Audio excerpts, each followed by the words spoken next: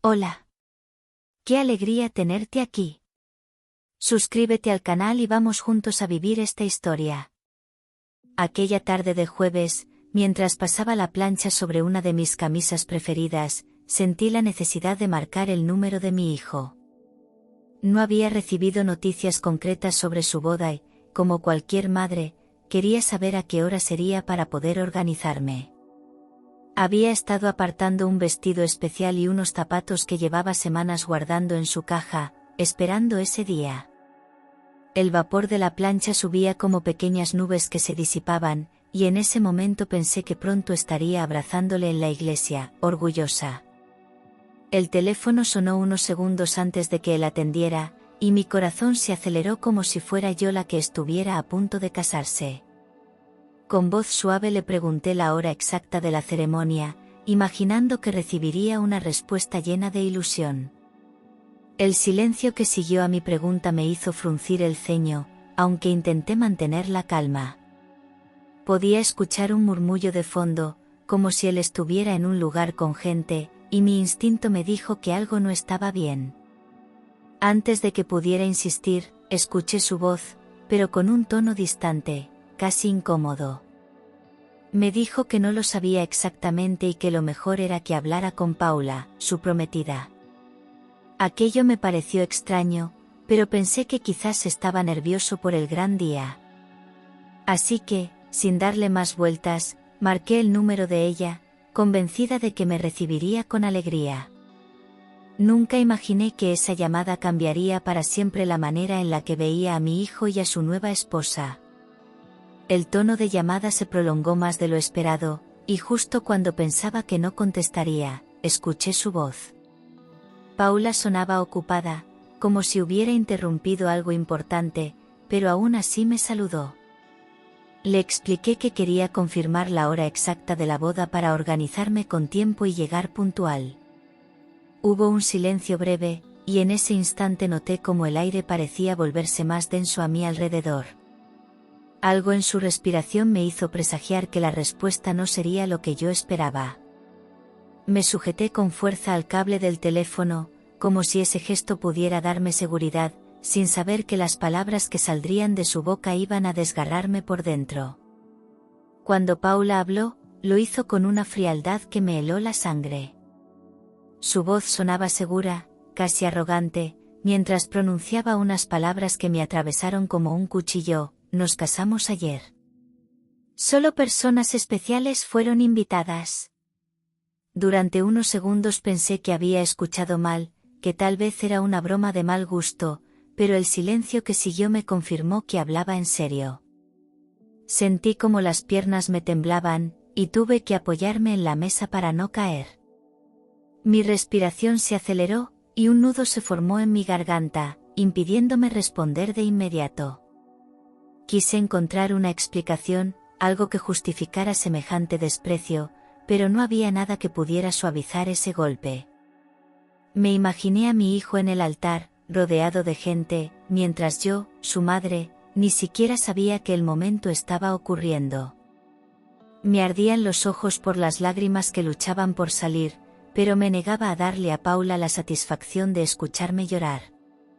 Así que tragué saliva, intentando mantener la voz firme, y solo respondí con un «entiendo».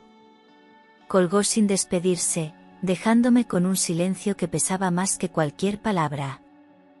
Me quedé inmóvil, con el teléfono aún en la mano, como si esperar unos segundos más pudiera cambiar lo que había escuchado.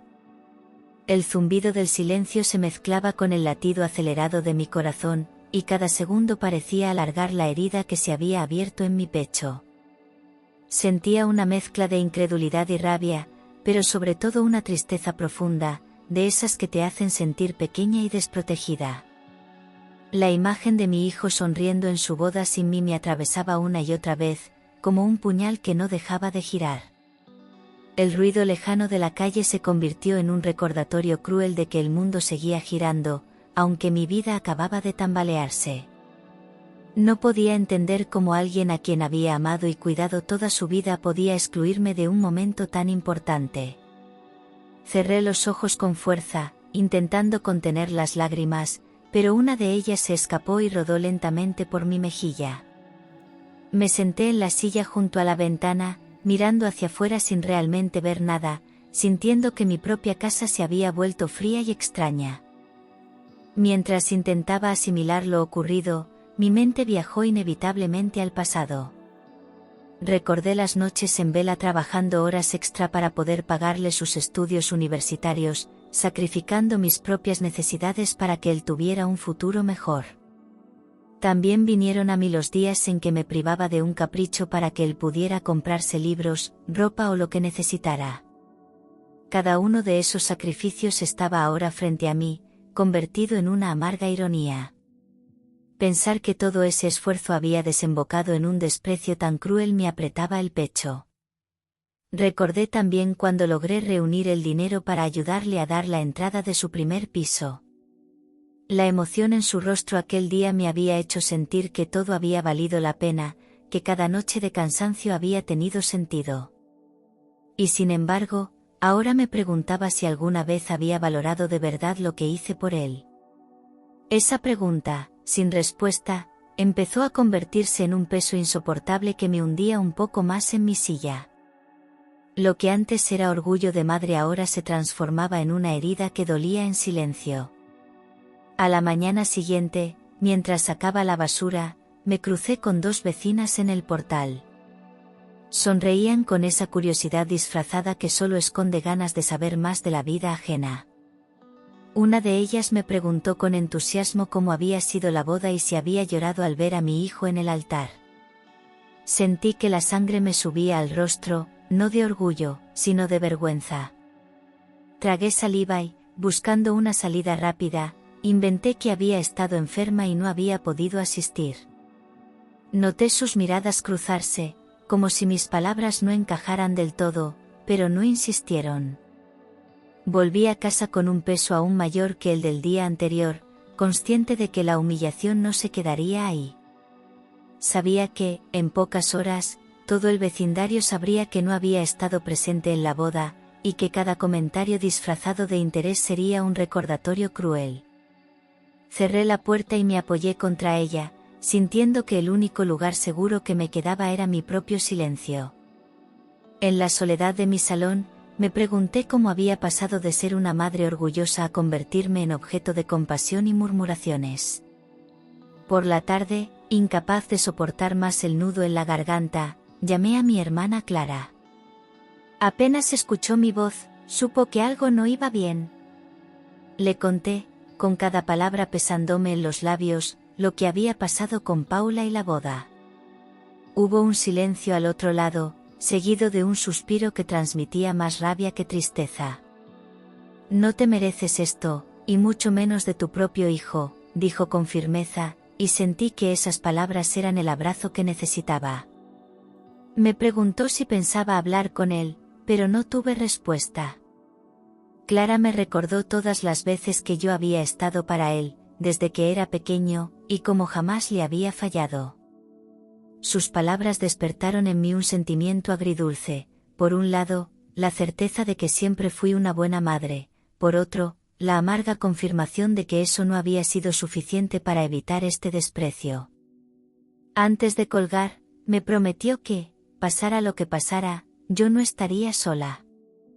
Esa promesa, aunque no borraba el dolor, me dio una chispa de fuerza para seguir adelante. Los días siguientes se arrastraron como si el reloj hubiera decidido torturarme. Cada mañana me despertaba con la esperanza absurda de que todo hubiera sido un malentendido, pero la realidad siempre me golpeaba de nuevo. Las horas se llenaban de un silencio denso, roto solo por el ruido lejano de la calle. A ratos, intentaba distraerme con tareas domésticas, pero mi mente volvía una y otra vez a la misma pregunta: ¿por qué? El dolor no era solo por la boda perdida, sino por la traición de quien menos esperaba. Cada noche, al apagar la luz, sentía ese hueco en el pecho que me recordaba que algo se había roto para siempre. No sabía si algún día podría mirar a mi hijo sin pensar en este momento. El calendario avanzaba, pero mi ánimo permanecía estancado en aquel jueves maldito. Era como vivir en una espera interminable, sin saber si el siguiente capítulo de esta historia traería más dolor o, por fin, una respuesta. A pesar de la tristeza que me consumía por dentro, tomé una decisión silenciosa: no volvería a llamarles. Mi orgullo, herido pero vivo, me impedía humillarme pidiendo explicaciones que ya sabía que no recibiría. Cada vez que el impulso de marcar su número aparecía, recordaba la frialdad de aquella frase: solo personas especiales. Me repetía que el respeto no se mendiga y que mi dignidad valía más que cualquier intento de reconciliación unilateral. No era fácil, porque el amor de madre siempre busca un puente, pero sabía que ese puente lo habían quemado ellos. Me aferré a pequeñas rutinas para no derrumbarme: un paseo por la plaza, una visita al mercado, una tarde leyendo en el sofá. En cada gesto intentaba convencerme de que mi vida podía seguir sin su reconocimiento. Aunque por dentro la herida seguía abierta, cada día sin llamarle se sentía como un acto de resistencia. Aprendí a sostenerme en mi propio valor, sin esperar que él lo confirmara. Era mi manera de protegerme, de no dejar que el desprecio se convirtiera en costumbre. Una semana después de aquella llamada devastadora, el timbre de mi móvil rompió el silencio de la casa. Al ver el nombre de Paula en la pantalla, un cosquilleo incómodo me recorrió el cuerpo. Dudé en contestar, pensando si acaso era para darme una excusa tardía o, tal vez, para lanzarme otra frase hiriente. Respiré hondo y descolgué, intentando que mi voz sonara neutral. El tono de fondo era distinto, no había risas ni murmullos, sino un silencio tenso que anticipaba algo urgente. Su voz, más rápida que de costumbre, me pidió que confirmara si había hecho la transferencia mensual para el alquiler. Me sorprendió que, tras todo lo ocurrido, se atreviera a llamarme con esa familiaridad económica. Apenas pude responder un «¿por qué lo preguntas?», aunque ya intuía que algo no marchaba bien. En su tono nervioso y apresurado había una grieta que dejaba escapar una ansiedad que no era habitual en ella.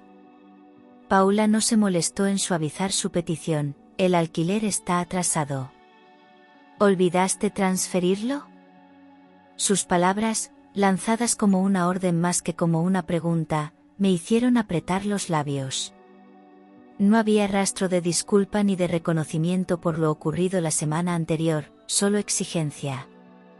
Sentí que la indignación me subía por la garganta, mezclada con una amarga sorpresa por su atrevimiento.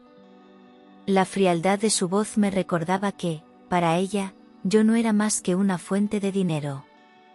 En lugar de responder de inmediato, dejé que el silencio se alargara, obligándola a sentir el peso de su propia insolencia. Durante esos segundos, repasé mentalmente cada una de las humillaciones de los últimos días, y comprendí que había llegado el momento de poner límites.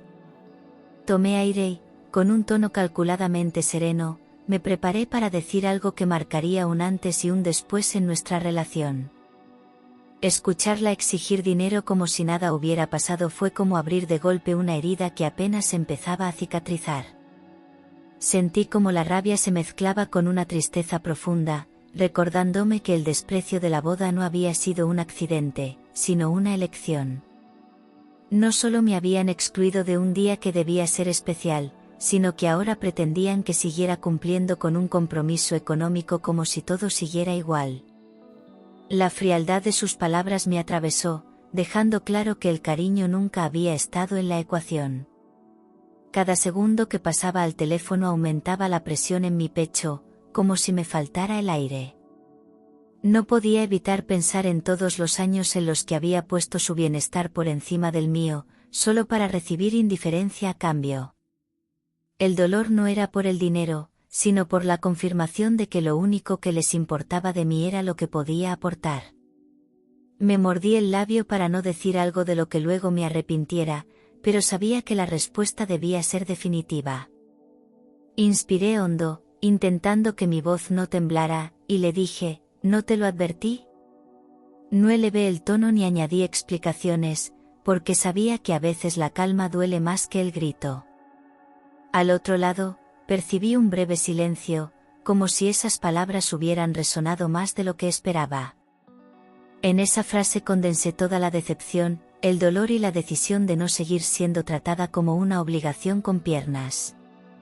Fue un instante liberador, aunque la sensación de vacío no desapareció del todo.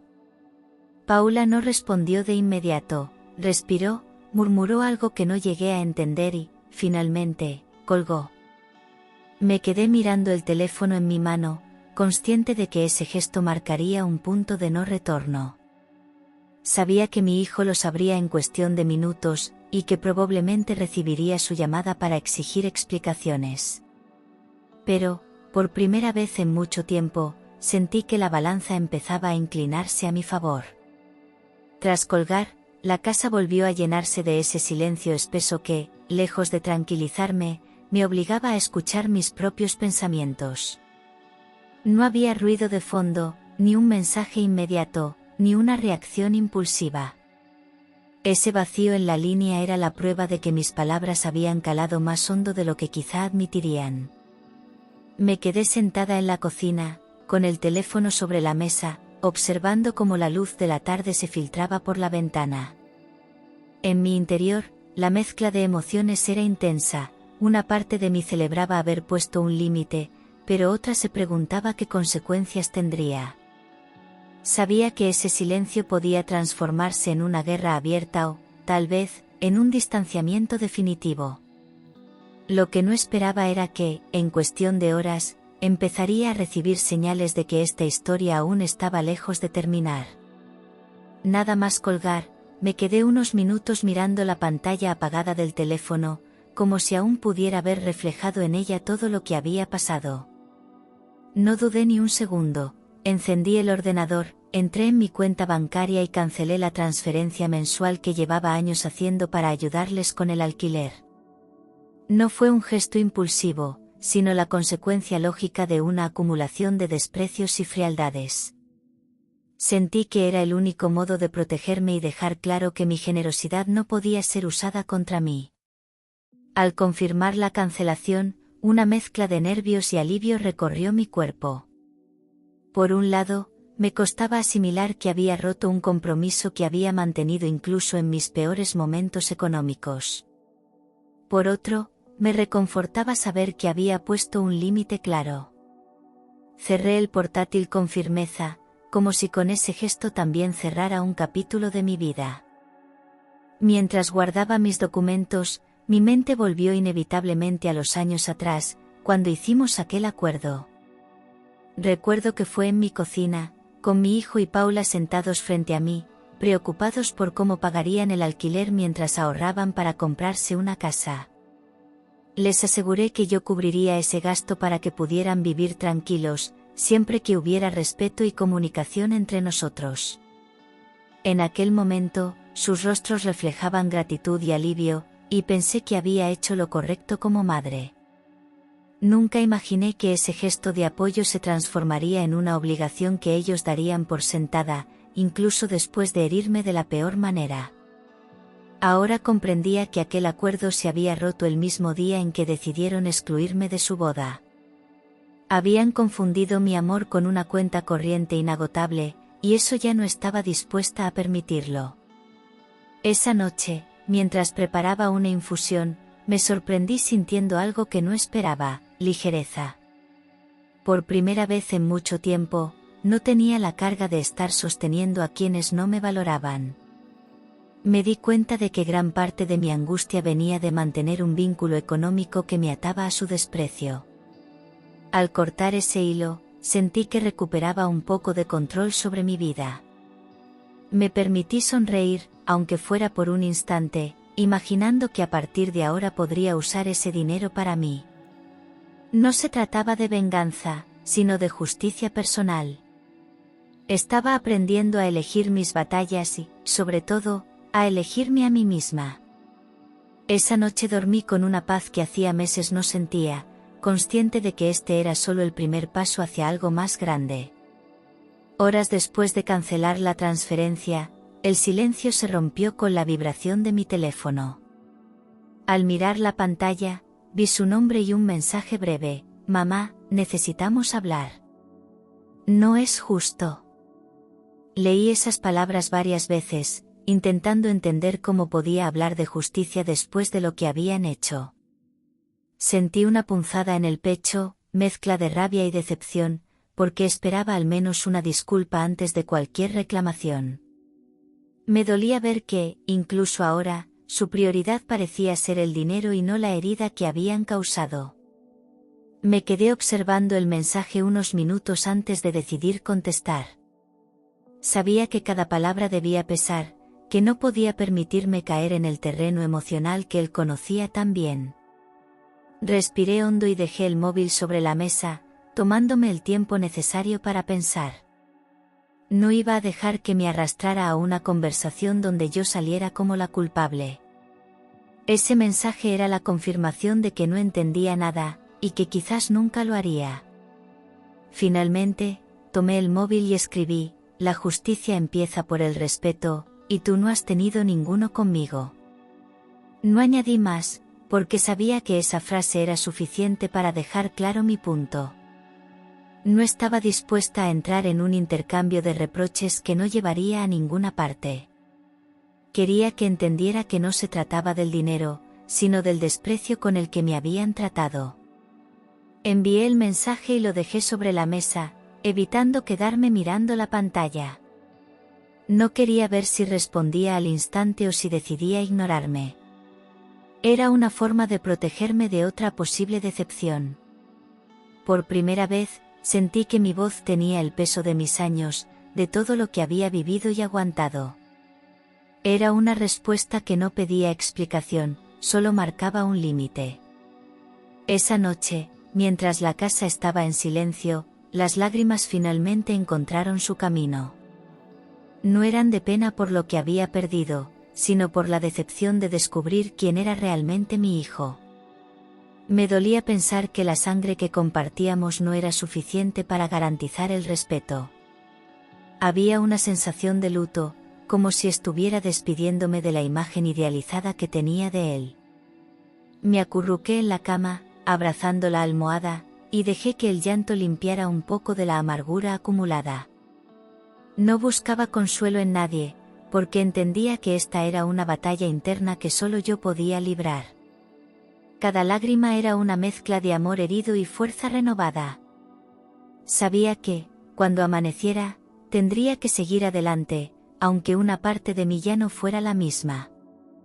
2 días después, cuando volvía del supermercado con las bolsas en la mano, me encontré con ellos en la entrada de su edificio. Fue un momento incómodo, casi congelado en el tiempo. Paula estaba unos pasos por delante, con el gesto tenso y evitando mi mirada.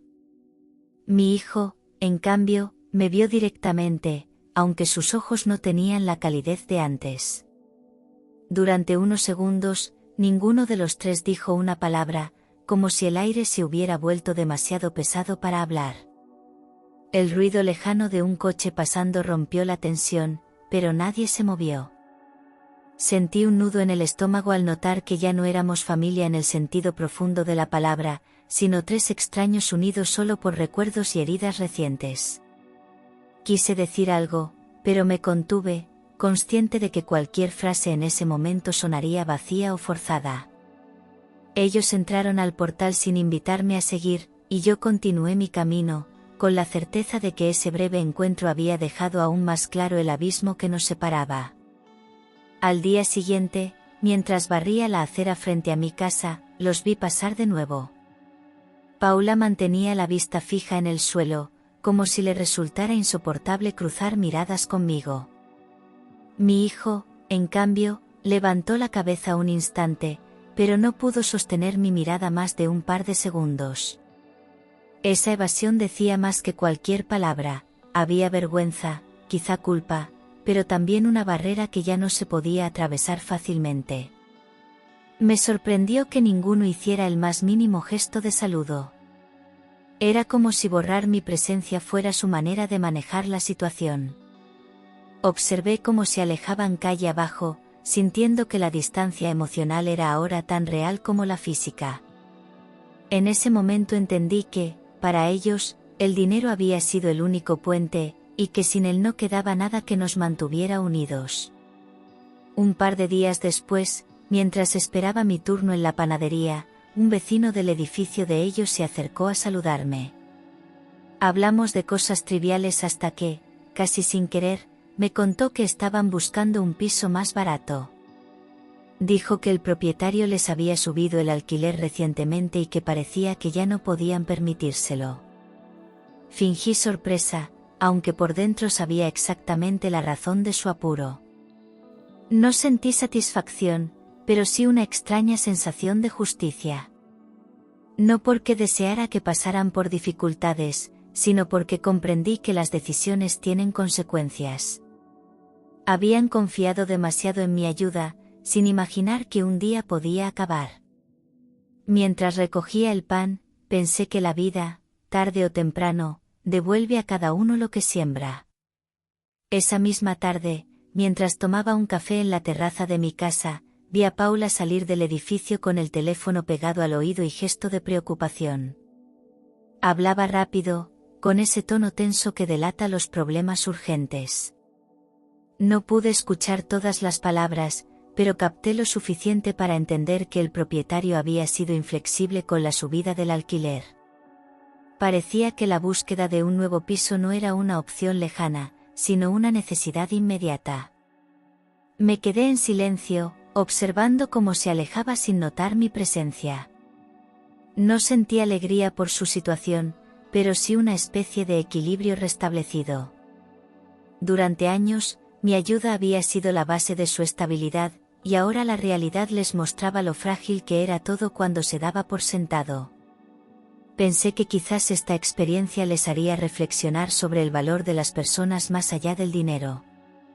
Sin embargo, conocía lo suficiente sus formas de pensar como para no esperar milagros. Aquella noche, ya casi a medianoche, el teléfono sonó con insistencia. Al verlo, mi corazón se encogió, era mi hijo. Dudé en contestar, pero finalmente descolgué. Su voz sonaba rota, como si las palabras le pesaran más de lo habitual. Mamá, lo siento, dijo, y se hizo un silencio largo, cargado de cosas que no se decían. Me habló de lo difícil que estaba siendo todo, de cómo se sentían acorralados y de que no había sido justo dejarme fuera de la boda. Escuché en silencio, sin interrumpirle, dejando que descargara todo lo que llevaba dentro. Había en su tono una mezcla de orgullo herido y necesidad genuina de acercarse de nuevo. Sin embargo, no podía olvidar tan fácilmente el desprecio reciente. Aún así, me limité a decirle que entendía su situación, pero que el perdón no se construía en una noche. Cuando terminó de hablar, le respondí con calma, el perdón se da, pero la confianza se pierde para siempre. Lo dije sin rencor, como una verdad que había aprendido a base de golpes. Sentí que mis palabras le llegaron, porque hubo un silencio más pesado que cualquiera de los anteriores. No buscaba humillarle, sino dejar claro que ciertas heridas no se cierran con una simple disculpa. Él murmuró un «lo sé» antes de despedirse. Colgué el teléfono y me quedé un momento mirando la nada, procesando lo que acababa de pasar. No sentí alivio ni tristeza extrema, solo una quietud extraña, como si finalmente hubiera aceptado que las cosas ya no volverían a ser como antes. Era un cierre parcial, suficiente para seguir mi camino sin mirar atrás constantemente. Tras aquella llamada, comprendí que era el momento de dar un giro completo a mi vida. El dinero que antes destinaba al alquiler de ellos decidió convertirse en un fondo para cumplir sueños que llevaba años posponiendo. Empecé por reservar un viaje que siempre había imaginado pero nunca me había permitido, recorrer el sur de Italia sin prisas. Sentí que, por primera vez en mucho tiempo, tomaba decisiones pensando solo en mí. La sensación de libertad era nueva y extrañamente reconfortante, como si recuperara una parte de mí que había olvidado. También me animé a retomar actividades que antes había dejado de lado por falta de tiempo o energía. Me inscribí en un curso de pintura, algo que siempre me había atraído, y comencé a caminar cada mañana por el parque sin sentirme presionada por obligaciones ajenas. Descubrí que mi vida podía llenarse de color incluso sin la presencia constante de mi hijo. Era una etapa distinta, pero necesaria, para reconstruirme. En ocasiones, mientras tomaba un café en silencio, mi mente regresaba inevitablemente a aquel día que nunca viví. Me imaginaba entrando en la iglesia, viendo a mi hijo en el altar, y sintiendo ese orgullo que toda madre espera. Pero en mis recuerdos inventados, la imagen siempre se rompía con la realidad. Yo no estuve allí, y esa ausencia fue decisión suya. Era un pensamiento que dolía, pero que ya no me destrozaba como antes. Entendí que no podía cambiar el pasado, y que revivirlo solo servía para abrir una herida que necesitaba cicatrizar.